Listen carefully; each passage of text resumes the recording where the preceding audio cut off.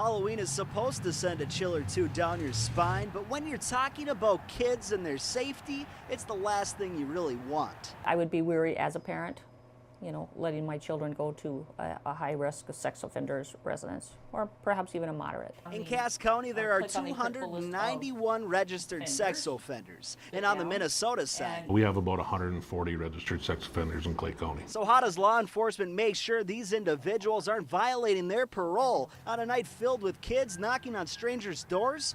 Here in North Dakota, the answer is little. There's absolutely nothing that we do different. We know who our sex offenders are. We know who our high risk are and who our low risk are. In neither Minnesota or North Dakota, law enforcement will not stake out a sex offender's house on Halloween. They rely on you to know who your neighbors are. All you gotta do is call your local law enforcement. They should be able to fill you in. The state's website will actually break it all down, where they live, their risk level, and when their parole is up. It is up to the family, the parents, the guardians, to know who lives in your neighborhood, to know who your sex offender is, and then make that decision. But finding out where all registered sex offenders live isn't so easy, especially if you live in Minnesota.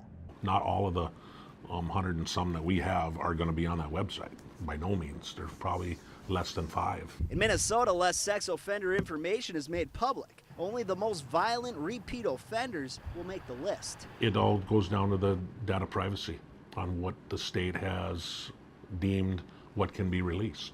And a lot of states are a lot more lax than Minnesota on what can be released. So as you prepare for your kid's big night of trick-or-treating, just know you can't rely on law enforcement for everything. Make sure they're with a group. Just don't let them go out by themselves. And try to avoid the situation from happening in the first place. In the Fargo-Moorhead area, Eric Crest, Valley News Live.